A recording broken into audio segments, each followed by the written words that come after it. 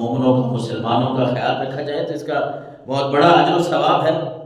بڑا ہی اجر و ثواب ہے۔ اور امام حسن بصری رحمۃ اللہ تعالی علیہ آپ تو فرماتے ہیں جو مال مسلمانوں کو محبوب ہونا، محبوب پیارا ہو، اسے رضا الہی کے لیے خرچ کرے، اور جو رضا الہی کے لیے خرچ کرنے والا ہوگا وہ اس آیت کی فضیلت میں داخل ہے، خواہ وہ ایک کھجور ہی کیوں نہ ہو، خواہ وہ ایک کھجور کا دانہ ہی کیوں نہ ہو، اللہ کی رضا کے لیے جو بندہ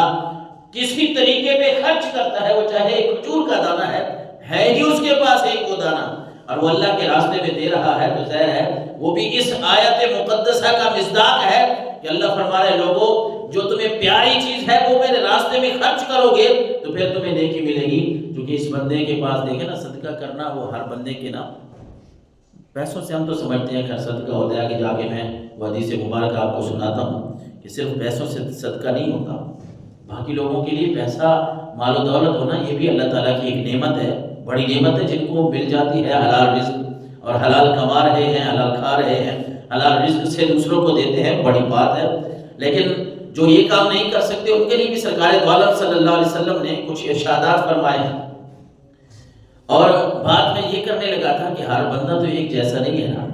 ایک ایسا بندہ ہے جس کے پاس ہے ہی 2-4 کھجور کے دانے، اور ایک ایسا آدمی ہے کہ جس کے پاس جو ہے وہ لاکھوں روپے ہیں، کروڑوں روپے ہیں۔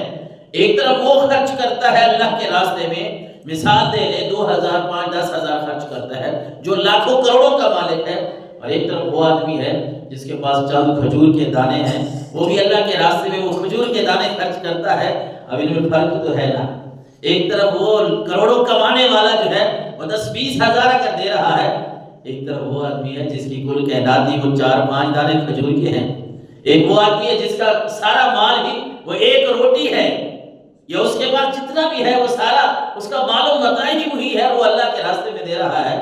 تو ان کے دینے میں فرق تو ہے،